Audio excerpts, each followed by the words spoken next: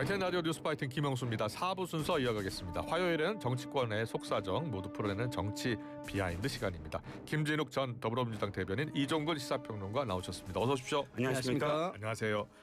이재명 대통령 지지율 이야기 좀 해볼게요.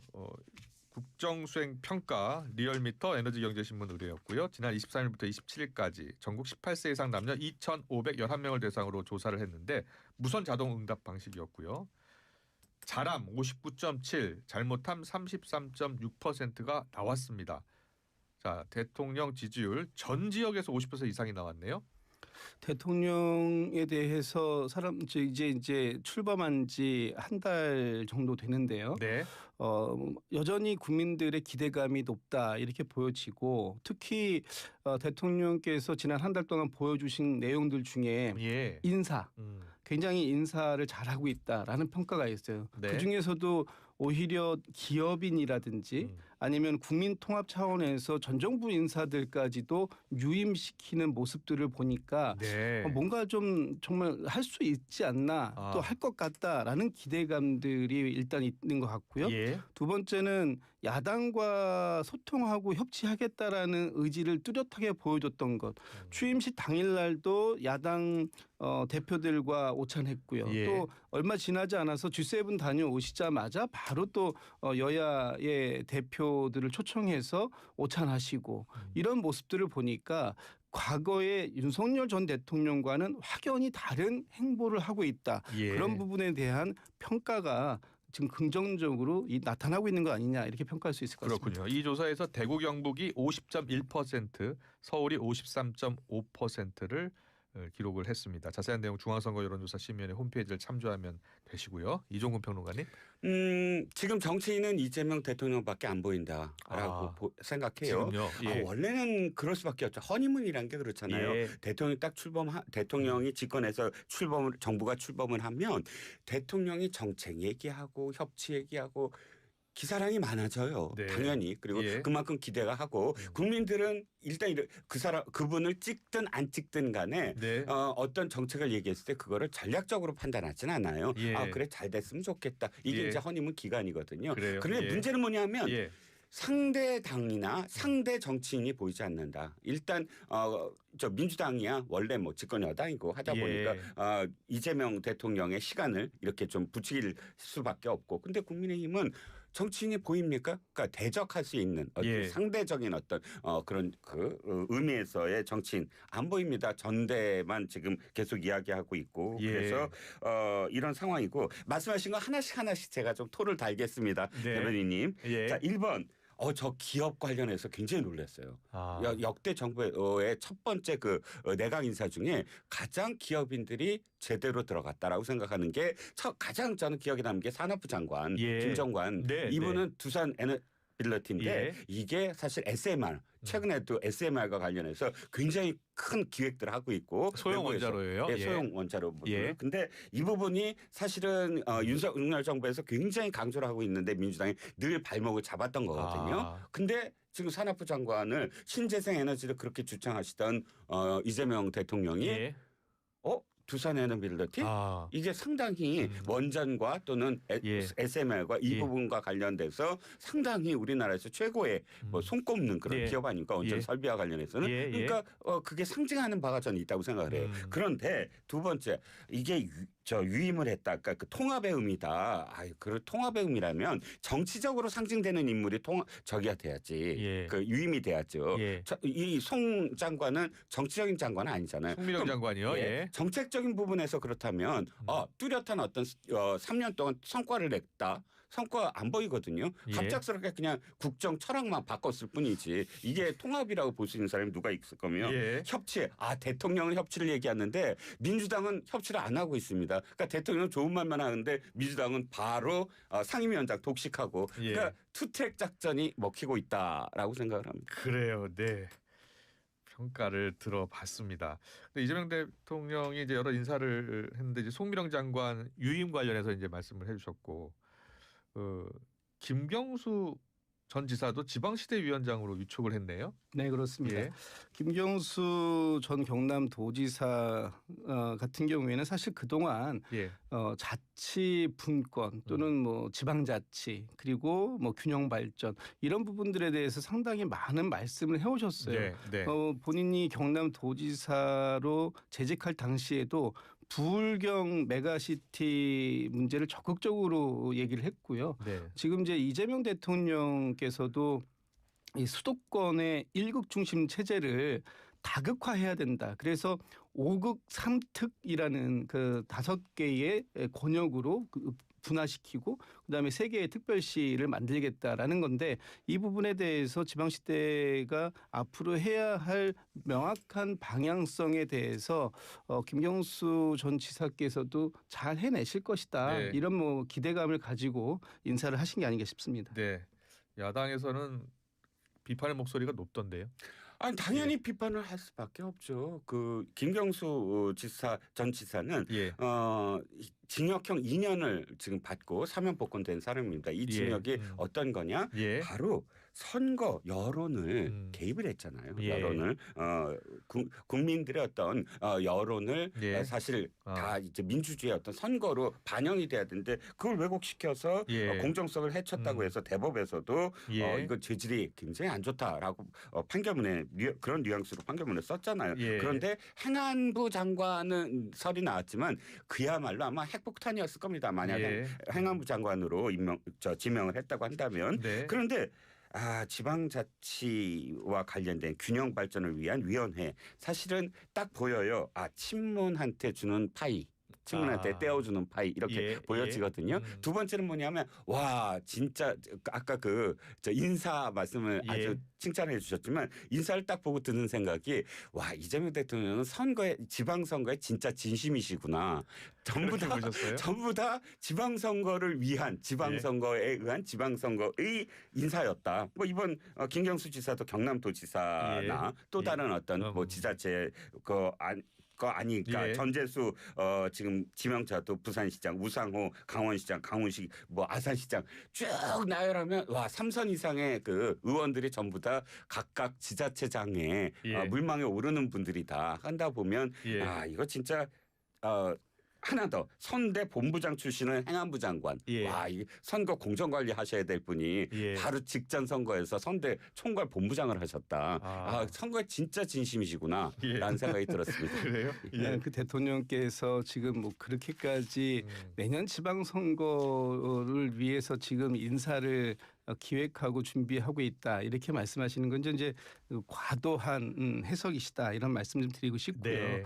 김경수 전 경남지사 같은 경우에는 뭐 물론 방금 말씀 주신 것처럼 법적인 문제가 좀 있었습니다만 충분히 저는 법적 책임을 다했다라고 보고 또 김경수 전 지사를 사면 복권시켜준 건 윤석열 정부였다. 본인이 필요 없다라고 얘기했음에도 불구하고 사면 복권까지 시켜줬을 정도로 이미 그 부분에 대해선 책임을 다했다라고 그 판단이 있었던 것이다라는 말씀 드리고요.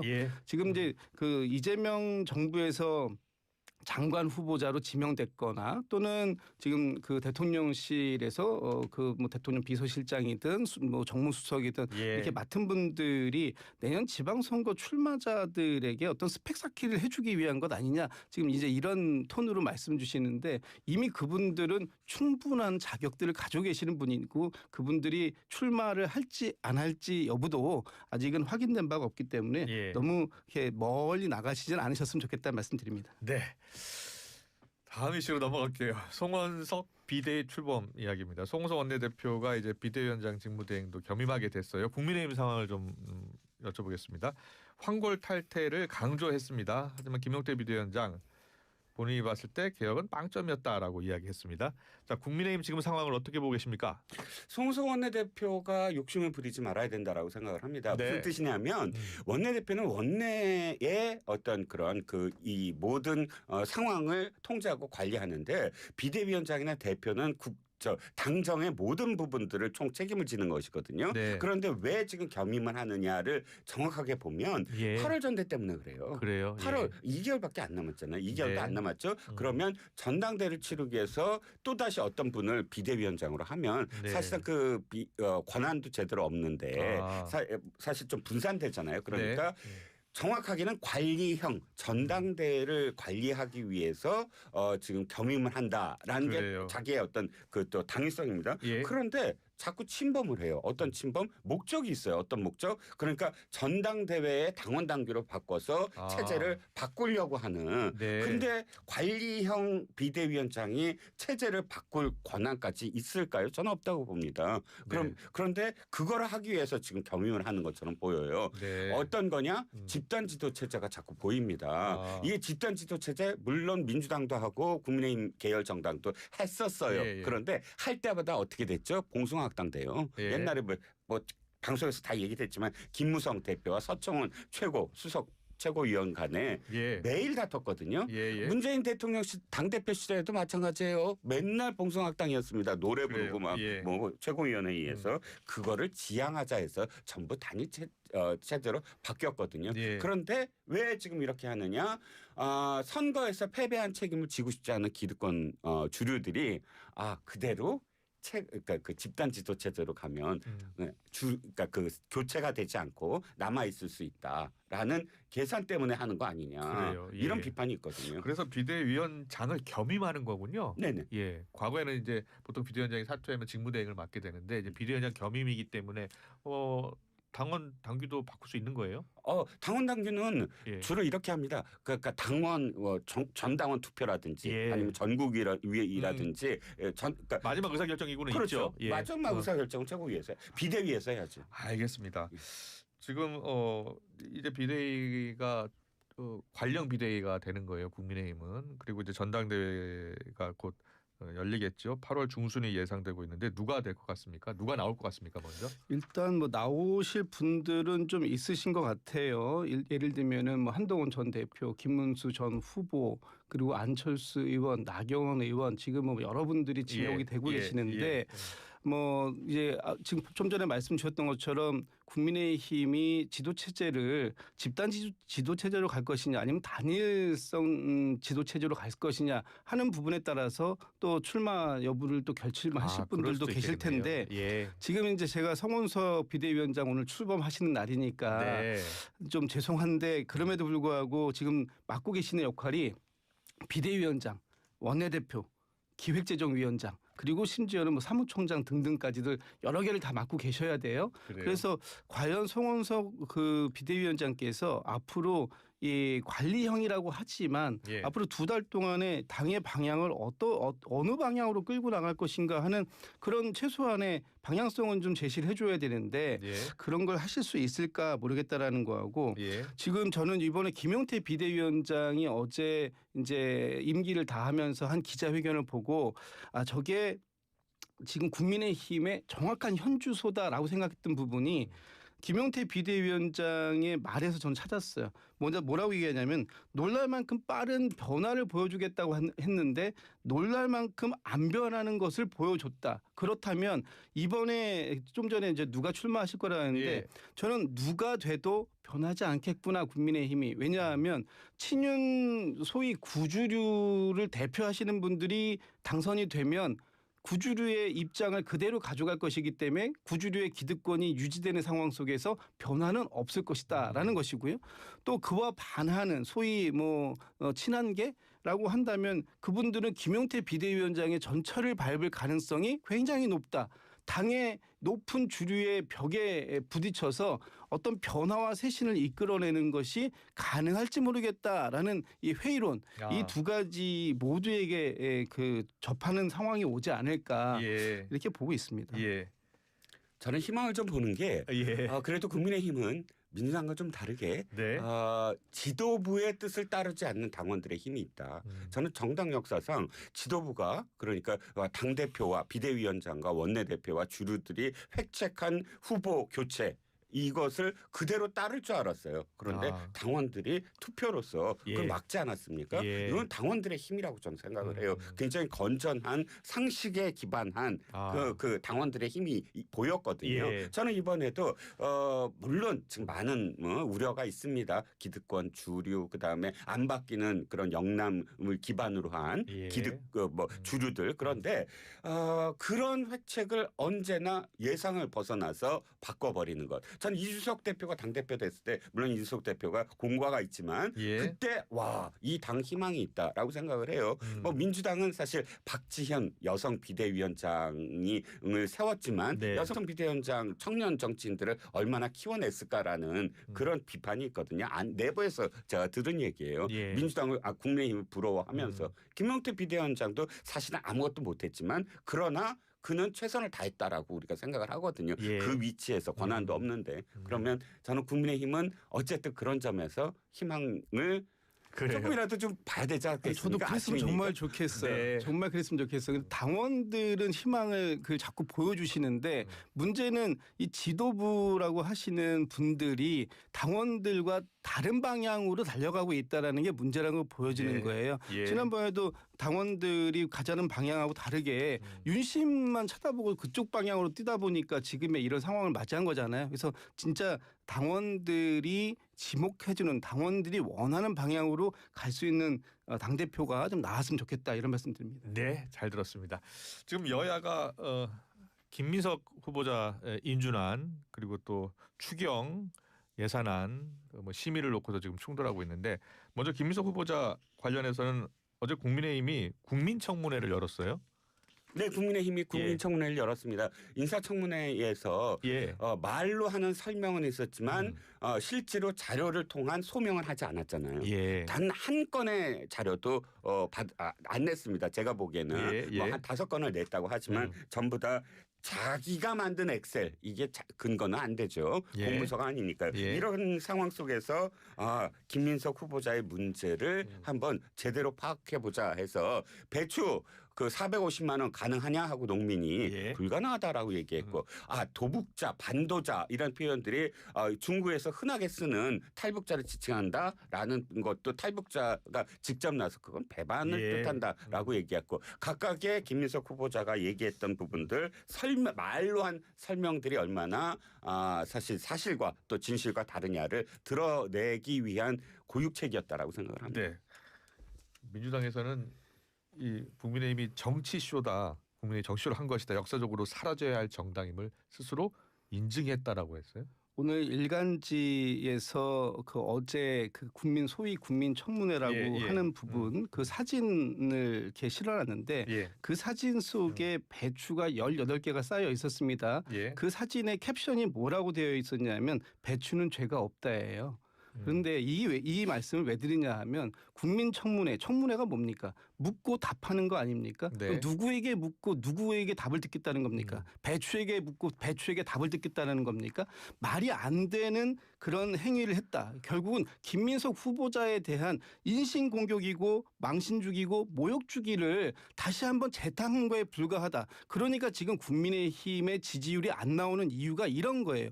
국민의힘이 국민들은 쳐다보지 않고 지금 새 정부 출범한 것에 대한 가장 큰 책임은 국민의힘에게 있음에도 불구하고 그 책임을 다하지 않겠다라는 것이고 김민석 후보자를 지금 동의하지 않는 것 이것이 지금 이재명 정부에 대한 불복 또는 이재명 정부에 대한 발목 잡기 이렇게 비춰주는 것이 국민의 민심인데 그 부분을 바라보지 못하고 있는 부분이다. 매우 안타깝다 이런 말씀드립니다. 그런데 배추는 죄가 없죠. 배추는 죄가 없지만 지금 그 김민석 후보자가 배추를 언급하는 건 대단히 부적절했다라는 겁니다. 대법원에서요 김민석 후보자가 잘못했다고 이미 얘기한 거예요. 월 450만 원씩 유학 갔을 때 준 건 지난번 대법 판결에서 이렇게 얘기했어요. 불법 정치 자금이다. 그래서 징역형과 벌금을 때렸어요. 그런데 제가 왜 지금 부적절하냐면 그렇게 증거가 있으시면 그때 냈어야 돼요. 대법원에서. 왜? 대법원의 죄를 전과자가 되잖아요. 그러면 그때 냈어야 되는데 못 냈다? 없었다는 거예요. 예. 그 사실이 아니라는 거예요. 지금 갑자기 배추 얘기를 합니다. 그러면 딱 한 가지만 내면 돼요. 또다시 주장합니다. 2억을 투자한 증거를 대면 돼요. 2억 투자하셨다며요. 예, 예. 근데 단 한 가지도 안 내요. 안 내고 아니 근데 저 배추 그 18개 쌓아놓은 자리에 나타나셨어. 아 거기에 나타나지 않고 참 나경원 의원 캠핑장에 나타나셨어요. 예. 딱 캠핑장이라고 지금 언론에서 얘기해서. 근데 롯데도 앞에서 농성장입니다. 농성장이라고 인정하시는 거는. 그러니까 그 언론에서 코트, 싱글 코트입니다. 근데 거기서 김민석 그 후보자가 이렇게 얘기합니다. 아 내가 다 냈다 가져왔다. 근데 당신들이 나가지 않았느냐. 다시 제안합니다. 청문회 끝났어요. 그러면 그 자료 언론에 공개하시면 돼요. 네. 다 있다고 하니까. 그때 증여세 낸 자료라든지 다 있대요. 요구한 자료 다 갖고 있는데 그거를 당신들이 나가지 않았느냐? 그 언론에 다 내십시오. 그러면 국민의힘은 어제 지지율이 바닥이 될 겁니다. 그래요. 지금도 바닥이시잖아요. 20%나 됩니다. 바닥이라니요. 근데 증빙 자료를 낸 거는 맞는 거예요. 내지 않았다고도 하고 냈다고도 하고. 예. 그 어디까지를 말씀하신지 모르겠어요. 정말 그 김민석 후보자에게도 거의 한 1000여 건의 그 자료 요구를 있었다고 하고 김민석 후보자가 낼 수 있는 만큼 충분하게 소명할 수 있는 만큼을 97건이에요. 냈다라고 얘기합니다. 100건이 20%가 넘는 1000이라고 하셔서. 그런데 지금 중요한 건 김민석 후보자에 대해서 추가적인 검증을 어떤 방식으로 더 어떻게 하시겠다라는 거예요. 지금 김민석 후보자에 대한 인사청문회가 다 끝나 있어요. 그렇다면 이제 와서 김민석 후보자 이렇게 저는 국민의힘이 전략이 참 없다라고 생각하는데 김민석 후보자에 대해서 이렇게 비판적으로 말씀하실 수는 있지만 이것을 가지고 그럼 막아낼 수 있겠는가 현실적으로 불가능하다는 걸 좀 인정하시고 오히려 지금 다른 장관 후보자들이라든가 다른 인사청문회에 더 집중하시는 게 좋지 않겠나 이런 말씀드립니다. 네. 자 마지막 이슈 짚어보고 갈게요. 상법 개정안 이야기 해보겠습니다. 주주 권리를 강화하는 상법 개정안 그동안 국민의힘이 반대했었잖아요. 당론으로. 그런데 전향적으로 검토하겠다고 했어요. 어떤 배경이 있을까요? 지금 국민의힘이 모든 것들을 다 반대만 한다라는 프레임에 갇혀 있어요. 정부 출범하자마자 지금까지. 그런데 그나마 전 상법 개정안에 반대하는 사람이지만 그나마 지금 국민의힘이 송호수 원내대표가 전략적인 어떤 포지션을 하는 것 같아요. 그러니까 청문회라든지 이런 것들을 전부 다 반대만 하고 뭐 농성만 하고 이게 아니라 하나하나 서로 협상을 들어가야 되거든요. 그중에 하나가 상법 개정안이고 이거는 주식시장에서 지금 주식을 투자하는 그런 그 개미들이나 혹은 뭐 이런 분들이 사실 굉장히 원했던 부분 왜냐하면 너무 많이 피해를 받았거든요. 물적 분할이라든지 이런 데서 주주들의 어떤 의견 하나도 듣지 않고 자신들의 이익만 위해서 사실 피해를 받잖아요. 주가를 떨어뜨리고. 근데 그 부분에 대해서는 인정을 하지만 그럼에도 불구하고 저는 계속 반대를 합니다. 그건 이해를 하나 그러면 기업들이 기업 활동을 하는데 이렇게도 사실 배임 혐의로 또 고소를 당하고 이렇게 하면 주주들한테 또 고소를 당하고 이런 상황이 앞으로 계속될 거다라는 걱정을 합니다. 그래요. 민주당에서는 어떻게 대응할 생각이에요? 그 역제안을 또 했더라고요. 그러니까 지금 대응이 아니라 국민의힘이 이렇게 전향적으로 검토하겠다. 우리도 협조하겠다라고 입장을 바꾸신 것에 대해서는 매우 환영하는 입장입니다.